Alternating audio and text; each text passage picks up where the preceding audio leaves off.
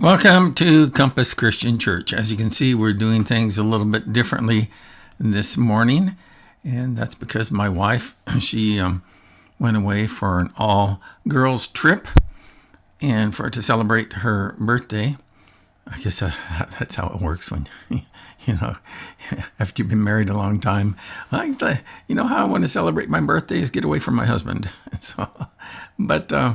So she went away with my daughters and granddaughter, and that one of the presents that she got while she was away was COVID, along with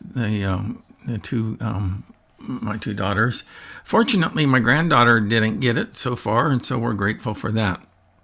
But what I thought the responsible thing for me to do would be to isolate, since I've now have been exposed to the COVID virus. And I didn't want to run the risk of exposing any of you at the church with that. So, like I say, we're doing things a little bit differently today. But nevertheless, I hope that you'll be blessed by the message this morning. Let's go ahead, and I have a video that I'm going to play for us. And let's watch that at this time.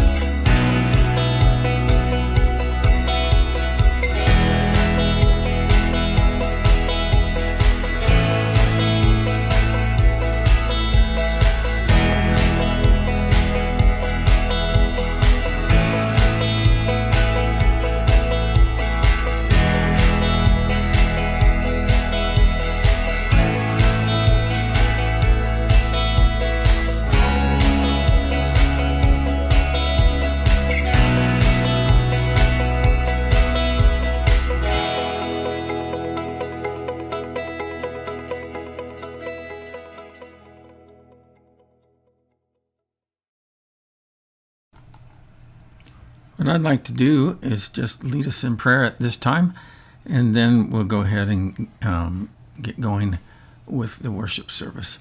So let's pray together. Father in heaven, we are grateful that we can spend some time in church and thinking about you, examining your word, and seeing how it applies to our lives. Lord, as I think about this topic that we'll be examining today, surviving a bitter betrayal, that so many folks that are watching have gone through something like that and are trying to find their way forward. And that's what I want to do, Lord, as we spend some time together, is to explore the tools and resources that we need in our lives to be able to work through difficult times like these. We're not exempt just because we're Christians. We're not exempt from experiencing hurt and betrayal, but we do have the hope and promise that you give us that we can work our way through that. So be with us today. We ask this in Jesus' name. Amen. So one of the things that I'm going to be doing is since I am not only preaching the message, I'm also running all of the tech, and hopefully I'll be able to do that well. But please bear with me, because it can get pretty complicated after a while. But what we're talking about is surviving a bitter betrayal. And this is the story from our study in David's life of Absalom's revolt. Few make it through life without knowing betrayal.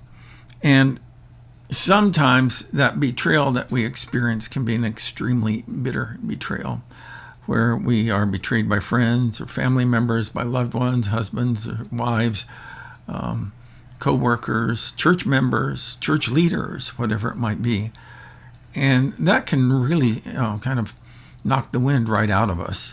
But I really believe that it's possible not only to survive that, but also to discover how life can be good again beyond betrayal. And so that's what we're talking about here today. And we'll see when we can gain some principles from that, from David's life. And so let's go ahead and we'll look at that. As you know, we've been going through David's life, and we're still working through that. We have a few more sessions to go on this, but we're really in the final stage of his life, Act 4, and a lot of the drama in Act 4 kind of centers around Absalom, who was the son of David's third wife, if I remember right. And so, and Absalom had a sister by the name of Tamar, and she will factor in a little bit as we go through our study. What I want to do is that we're going to be covering 3 Bible chapters, and because that's a lot of content for one message, I've summarized those 3 chapters, as well as we will take some selections from those, some selected readings from those. So let's read the summary first of all. Absalom, David's son, conspires to overthrow his father in chapter 15. He gains the support of many Israelites by winning their hearts and positioning himself as a fair judge. He then requests to go to Hebron under the pretense of fulfilling a vow, where he secretly declares himself king over his father David. David learns of Absalom's conspiracy and decides to flee Jerusalem to avoid bloodshed. His loyal followers, including Ittai the Gittite, join him in his escape. Ittai, as we'll see, was the commander of the 600 men that were loyal to David all throughout his wilderness wanderings there when he was a fugitive from Saul. So David also instructs Zadok the priest to carry the Ark of the Covenant back to the city. Zadok was a loyalist of David's. He comes out with the Ark of the Covenant to kind of travel with David, but David said, no, we're not going to do it that way. And so he sends him back. And so that signals that he trusts God's guidance. And that's an important idea to remember, is that when our world is falling apart around us, is that instead of panicking and making emotional decisions that are not going to honor God or even serve our own interests or the interests of others, is that we need to just settle down and get into the space of trusting God's guidance. Now, that can be particularly difficult when you've gone through a bitter betrayal, because when that happens, that tends to rock your world at the core, but you will be able to weather those storms in your life a lot better when you rest your life upon the firm foundation of God and His Word and His love for us and the truth of that. So let's read what we see here in this passage. We'll go back to the scriptures here for a moment. So when the people brought a case to the king for judgment, Absalom, he would intercept them and asked where in Israel they were from, and they would tell him their tribe. This was before his coup. And Absalom would say, well, you've got a really strong case here. It's too bad the king doesn't have anyone to hear it. I wish I were the judge. Is that he really was resentful that his dad didn't step in and execute judgment on Amnon. And that was Absalom's half-brother for raping Tamar, who was Absalom's full sister. And David, although he was angry about that, he didn't do anything to punish Amnon. And as a result of that Absalom took things into his own hands. And I think that really kind of began this whole process of him thinking that he was justified in doing this. And so he was working his own agenda there to position himself in the place of overthrowing his own father. After 4 years, Absalom said to the king, so this had gone on for some time there in Jerusalem, and so Absalom says to the king that, let me go to Hebron to offer a sacrifice to the Lord there and fulfill a vow I made to him. All right, the king told him, go and fulfill your vow. So Absalom went to Hebron, but while he was there, he sent secret messengers to all the tribes of Israel to stir up a rebellion against the king. The conspiracy, we read there, gained momentum. So Absalom knew full well what he was up to, and that his goal was to overthrow his dad. Absalom felt justified, in this, and that's one of the things that we see when it comes to people who are seeking revenge or oftentimes take these types of matters in their own hands, is that they feel that they're doing the right thing even though they may be outside the will of God. Now, not always is that the case, sometimes people know that what they're doing is wrong, but they just do it anyway. But let's read on and see what we can learn here. So a messenger soon arrived in Jerusalem to tell David, all Israel has joined Absalom in a conspiracy against you. Then we must flee at once, or it will be too late, David urged his men.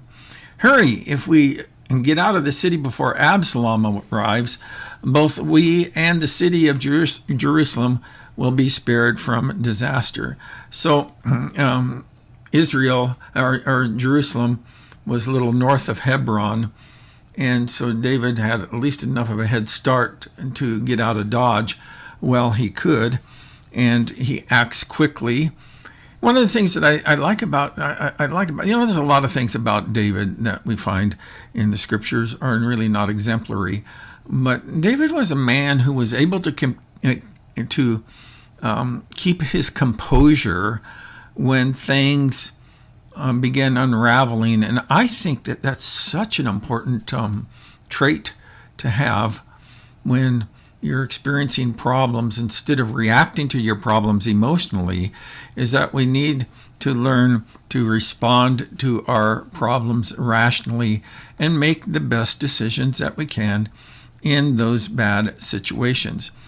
So his advisor said that we are with you and do what you think is best. So the king and all of his household set out at once. He left no one behind except 10 of his concubines to look after the palace. And as we'll see, these women factor in an important way a little bit later. I don't specifically reference it, but I will try to make sure that I come back to that as we go along. So then in chapter 16, David flees. Ziba, the servant of Mephibosheth, meets him. And remember, Mephibosheth was Saul's grandson. It was Jonathan's son. And David had shown grace to Mephibosheth, and Ziba was his servant. Mephibosheth was crippled in both feet, and so he was disabled in that world at that time, which would be complicate people's lives even more than what it does today. But meanwhile, Shimei, a relative of Saul, so David flees. Ziba, the servant of Mephibosheth, meets him and supplies and claims that Mephibosheth has betrayed him. Meanwhile, Shimei, a relative of Saul, curses David as he passes by, throwing stones at him. David's men want to retaliate, but he forbids them, suggesting that Shimei's cursing may be part of God's plan. And so here, once again, we see that David isn't reacting in this situation, but he continues to walk through it rationally with full trust in God. And this isn't some sort of fatalism in how he's approaching this. This was really a settled habit that David had whenever he was faced with difficulties in his life. So David reaches Bahurim, where he receives further support Absalom enters Jerusalem. So David is still, has a head start and is extending that his lead over Absalom. Absalom enters Jerusalem and is advised by Ahithophel, who gives him counsel on how to solidify his claim to the throne. And Ahithophel was David's advisor. And so what he does is he defects and goes over to Absalom's side. And the way that he advises Absalom to solidify his claim to the throne is to go up in full view where the concubines were. They had like an upper story on the roof of the house, and for him to go in and have sex with those women. And that would essentially, he's laying claim to the throne and all of the privileges that go with that. So Ahithophel betrays David and throws his lot in with Absalom. So when David had gone a little bit beyond the mount, so we're back to the scriptures now in 2 Samuel 16, beyond the summit of Mount of Olives, Ziba, the servant of Mephibosheth, was waiting there for him. He had 2 donkeys loaded with 200 loaves of bread, 100 clusters of raisin, 100 bunches of summer fruit, and a wineskin full of wine. Well, what are these for? The king asked Ziba. And Ziba replied, the donkeys are for the king's people to ride on, and the bread and the summer fruit are for the young men to eat. The wine is for those who become exhausted in the wilderness. So Ziba comes along and supplies David with some of the supplies that he would need for the journey. Now, this seems like a kind thing to do, but I think that, as we'll see a little bit later on, that is pretty calculating on Ziba's part. And so let's just go ahead and, well, where is Mephibosheth, Saul's grandson? The king asked him. Well, he stayed in Jerusalem, Ziba said. He stayed in Jerusalem. Ziba said, he said that today I will get back the kingdom of my grandfather Saul. I just want to comment about what Ziba says about Mephibosheth. And I'll just say this really briefly, is that there's a skill that I learned. You learn a lot of things as you go along in ministry, but there's one skill that I learned that has served me well in ministry, and that's just simply this, is that I'm not responsible for what people say I said. I'm responsible for what I say. And sometimes, you'd like to think that when you're around people that the things that you say will always be represented accurately, but that's not the case. And I kind of think, and I don't know for sure, I have a hunch that that's the case with Ziba and Mephibosheth. So let's go ahead here and we'll go on with our narrative, or at least we'll go on with our message here. And what I want to do is that, we've thrown out a lot of names, and I just want to simplify this a little bit for us here. And we got 2 teams here. We have Team David, yay, he's the guy that should be on the throne. And we have Team Absalom, boo, he's the guy who's trying to take over. And there are a number of other characters that we find here in the story. We got Ittai, who is a warrior and commander, and he's loyal to David. Hushai, who is David's advisor, and he ends up being a spy in Absalom's camp, or at least in Absalom's court. Zadok, the high priest, and Abiathar, the priest. And so those are some of the main players on Team David. On the other hand, over there with Team Absalom, is that we have Ahithophel.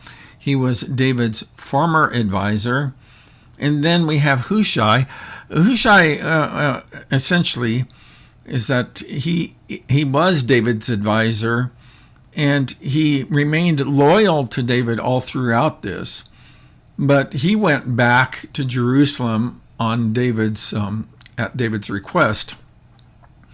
which, by the way, was a pretty risky thing to do, to serve as a spy for David, and he was accepted into Absalom's inner circle.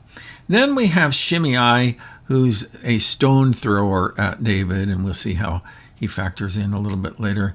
And then a lot of the Israelites, as we see there, that the conspiracy gains momentum, and the people were fooled by Absalom, and he was a charmer, and he was able to get the people to follow him. Then there's the whole question of Ziba and Mephibosheth. Where do they fit in? And I think that's a little questionable about where their allegiance really lies.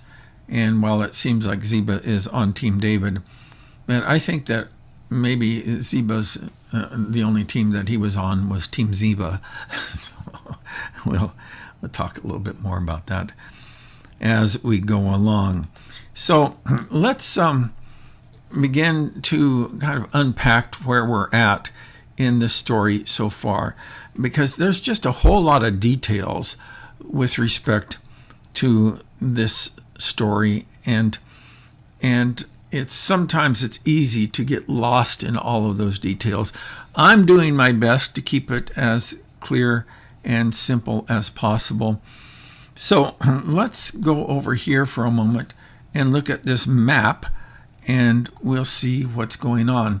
So 2 years after Amnon rapes Tamar, remember Tamar is Absalom's sister, he decides to take revenge on Amnon here at this Baal Hazor place, and he murders Amnon there.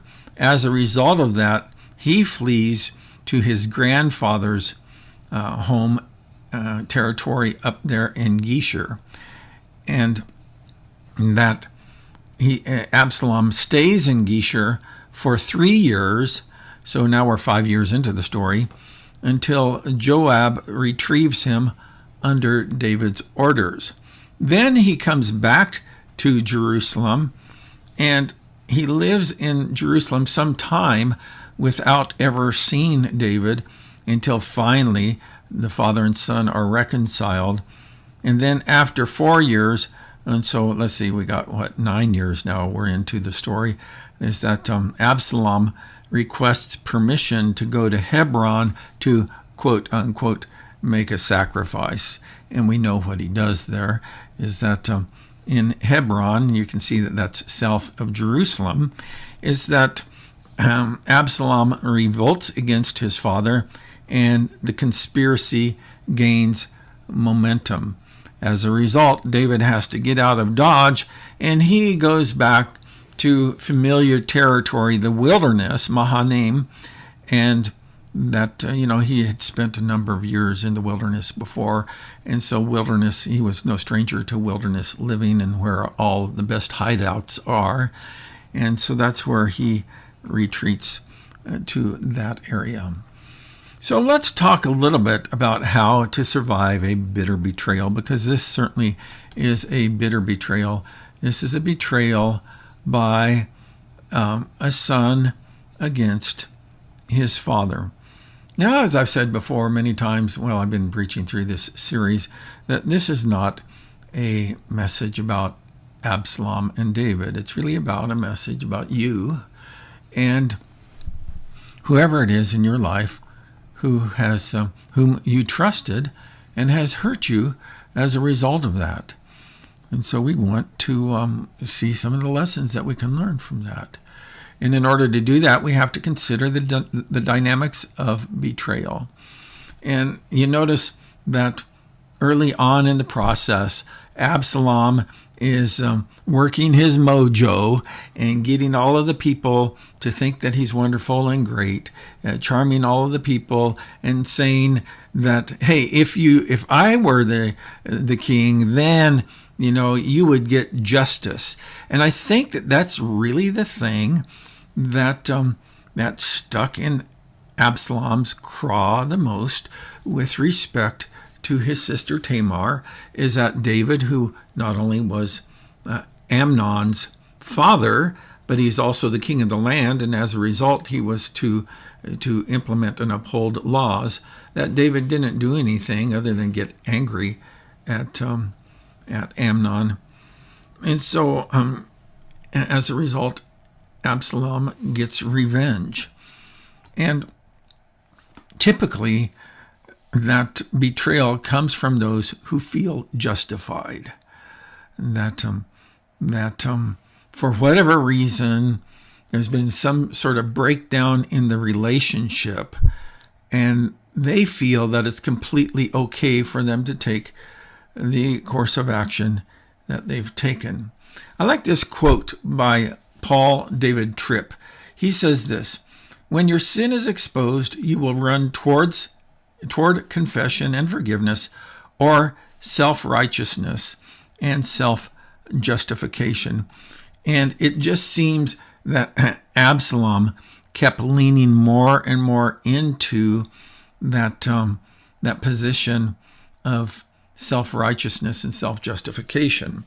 That David didn't do anything to remedy this situation or remedy this wrong, and so it's okay for me to take things into my own hands. But revenge, let's kind of keep things in their proper perspective, is that Absalom, that was not the duty of Absalom to enact justice in that case. He stepped outside of the bounds of what was legal, and he did his own thing, and he murdered Amnon as a result. But he felt completely, and that's what we were talking about here, he felt completely justified in doing what he did. But also, typically, in the bitterest betrayal that we experience comes from people, from those whom I trust.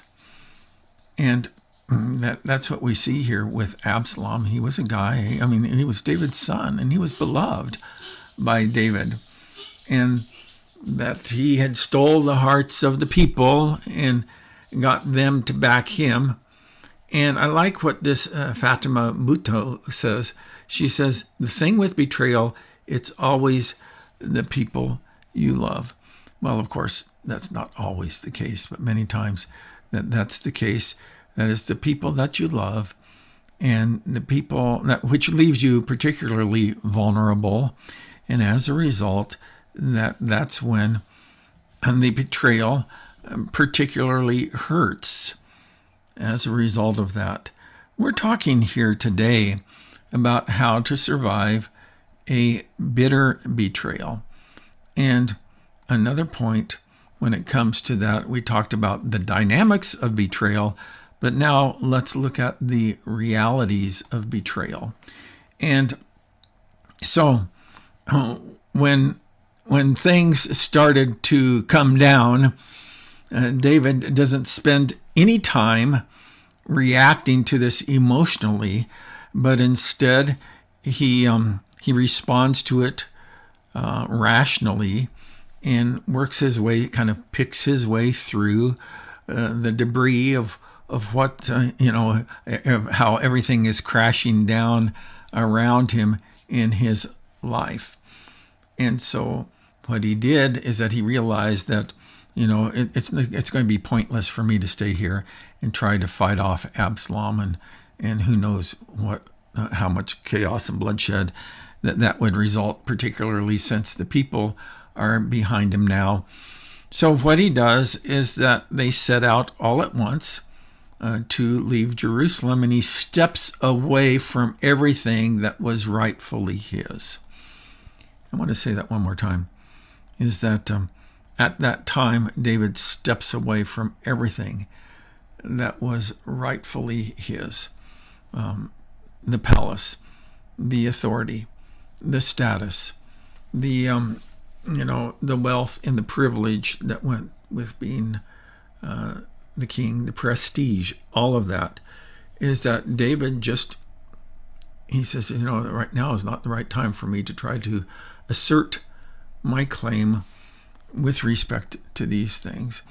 And that's one of the things that oftentimes I think that people, where they go astray when they've been betrayed, is that they react emotionally to it and they try to force the outcome that they're seeking. I think about that for a moment. And sometimes when we've been betrayed, we try to force the outcome that we think is best instead of just trusting in God. And one thing that that I know from going through betrayal myself in my life, in my professional life, experiencing a very bitter betrayal, is that I will lose a lot in that process. And that's just the realities of it, that your life comes crashing down.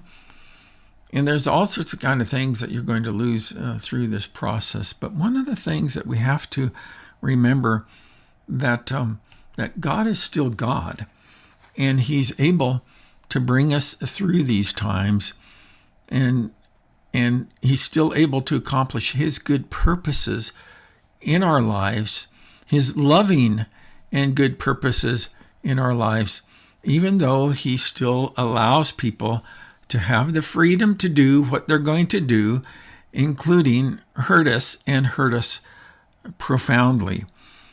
So we're going to lose a lot when we go through betrayal, but we'll also find that there are some who will stick by you. That's what we see with Ittai here, is that he was the commander of David's 600 warriors that traveled with David throughout the wilderness, and even helped David, served as his bodyguard within the palace.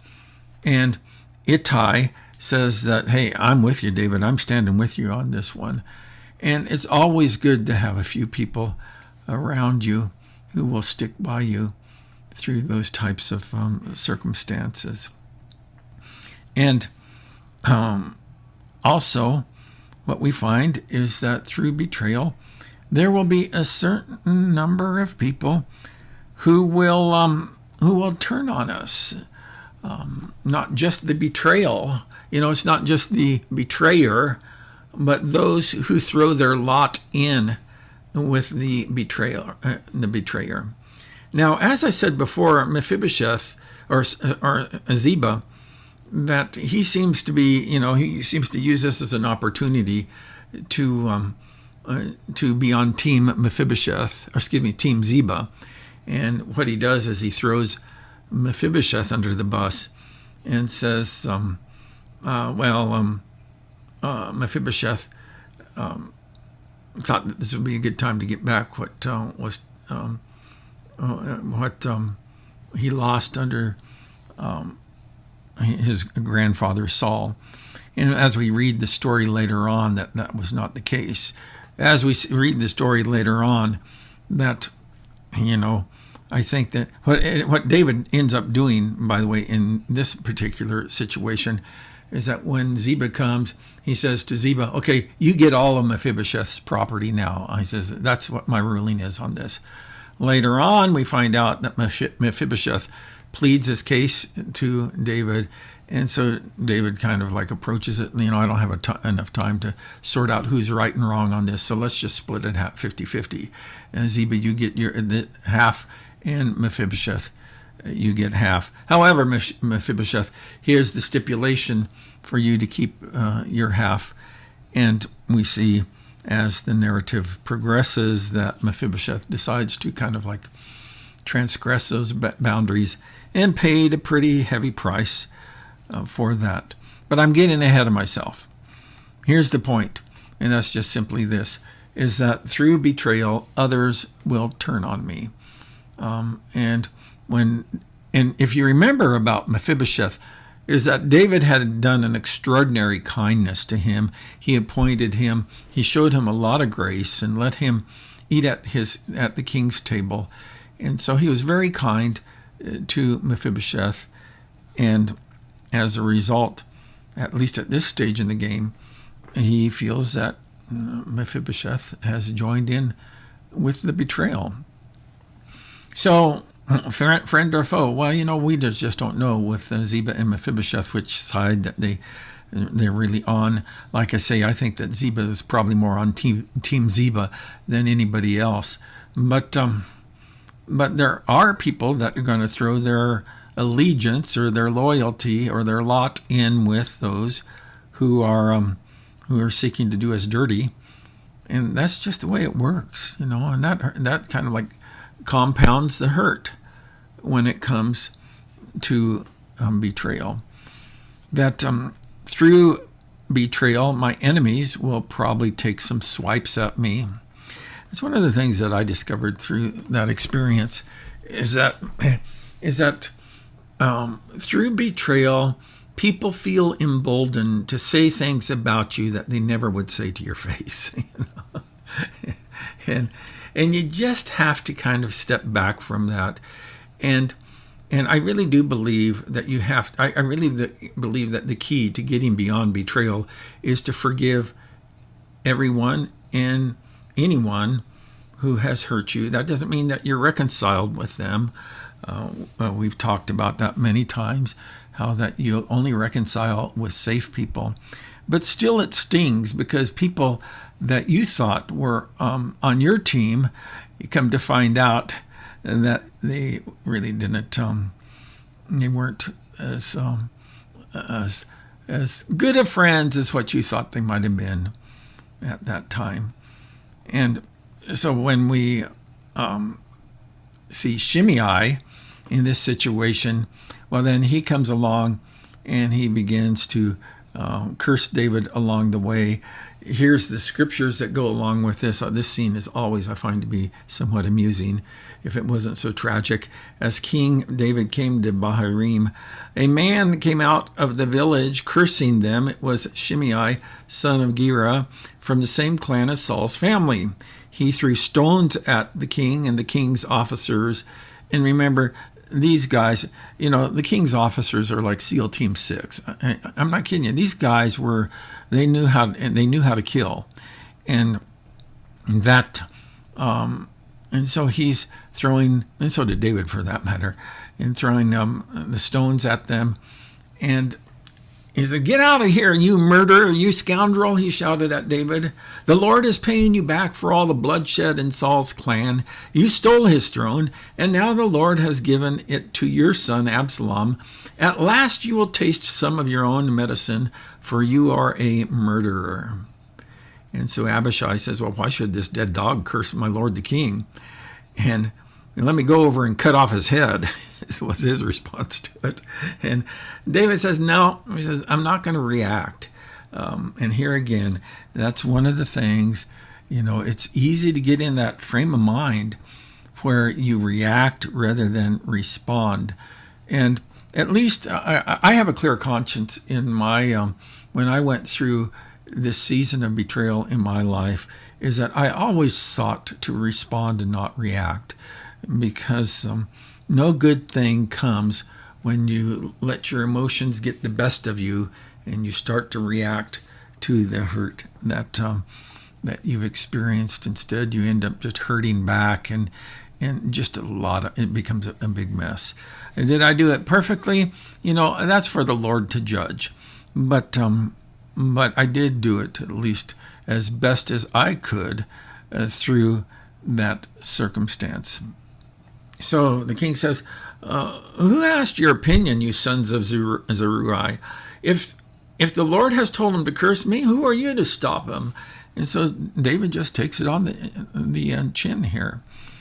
So again, we see that Shimei is one of the guys that line up on Team Absalom, and he has thrown in his lot. And again, after David comes back, he has a change of heart, but in the meantime, Shimei's all fired up, and he is against David big time. So finally, if I'm going to know how to survive a bitter betrayal, I have to consider my response, and that's what I've been talking about throughout this. I have to weigh my responses to these betrayals, and like we see with David, is that he realized that this was not the right time for him to fight for what was rightfully his. And so he makes some wise decisions on this. I like what this anonymous quote says: never make a permanent decision based on a temporary emotion, because David could have decided to fight, and I think he would have lost that fight, because he was horribly outnumbered at that stage in the game. Absalom had the momentum of the nation behind him. And we, if we're going to respond appropriately to betrayal, we need to stay humble and surrendered. Abishai is the guy who wanted to cut off Shimei's head for cursing David. And David says, hey, my own son's trying to kill me here. Let's don't lose sight of the bigger picture here.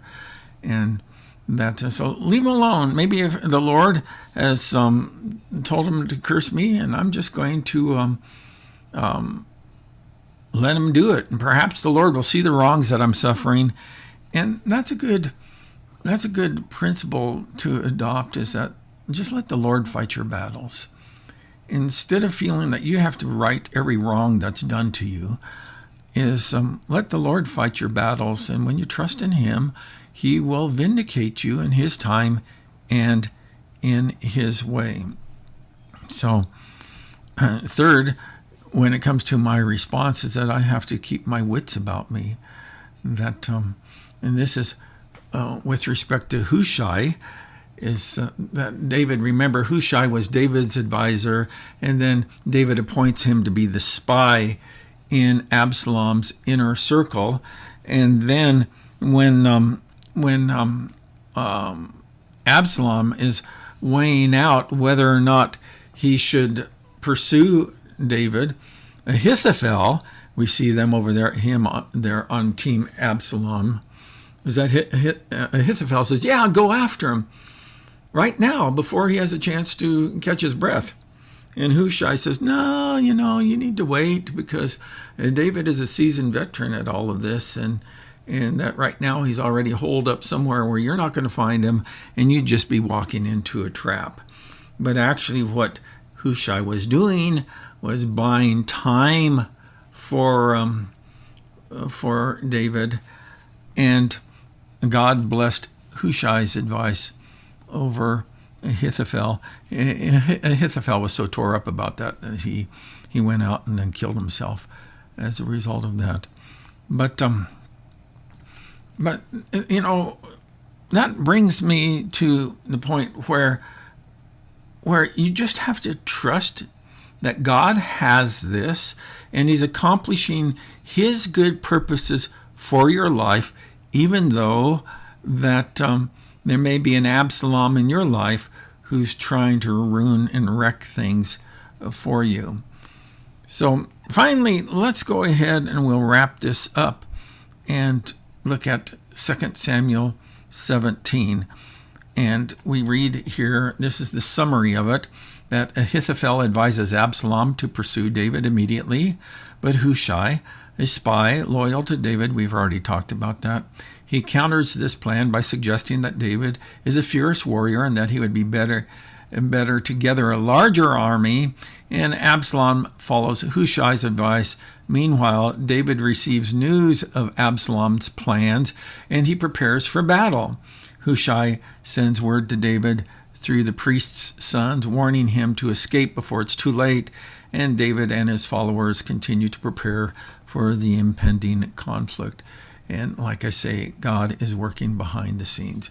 You don't have to get everything nailed down for yourself. Is that just trust God through this process. And that brings us to our last point here, is that I need to trust my unknown future to a known God. And God is able to accomplish his good purposes for your life, and that there's nobody or no thing that is going to frustrate those. One of the greatest Psalms, I just love this Psalm because I love its context. And we see that your unfailing love, David says, is better than life. How I praise you. Well, what is its context?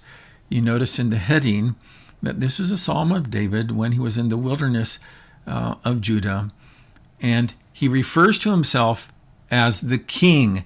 David was not in the wilderness of Judah fleeing from Saul when David was king. The only time that the king was in the wilderness of Judah was when he was fleeing from Absalom. And let's kind of jump into David's head just to see a little bit some of his thoughts about this. O God, you are my God. I earnestly search for you. My soul thirsts for you. My whole body longs for you in this parched and weary land where there is no water. I have seen you in the sanctuary and gazed upon your power and glory. Your unfailing love is better than life itself. How I praise you. I will praise you as long as I live, lifting up my hands to you in prayer. Oh, if we would just have that spirit when we're experiencing a bitter betrayal. You know, I can get through even the bitterest betrayal. How is that I will walk my painful journey with confidence in a good and loving God, and I will discover that life can be good again beyond betrayal. This is the time in our service when we observe communion, and communion is a time for us to remember that the great God of the universe, the creator of the heavens and the earth, that God the Son stepped down from glory into our world, the very world that he created, to bear the penalty for our sin so that we can be right with him. And so let's think about this as we partake of communion at this time. Let me pray. Lord Jesus, thank you for the sacrifice that you've made on our behalf. And help us through all of life's ups and downs to continue to ground our hope on you alone. We ask this in your name. Amen. So let's go ahead and we'll watch this video at this time.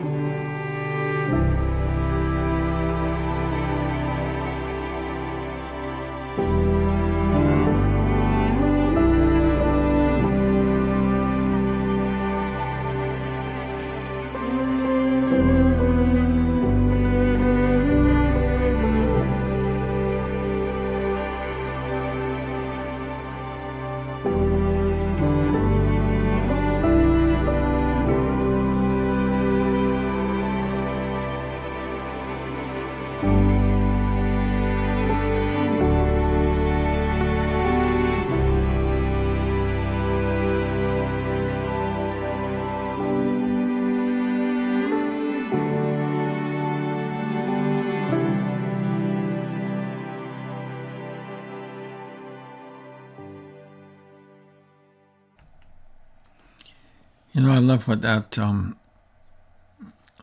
video said, is that those who hope in the Lord will renew their strength. And you know, when you've gone through a betrayal, it's easy to feel extraordinarily depleted.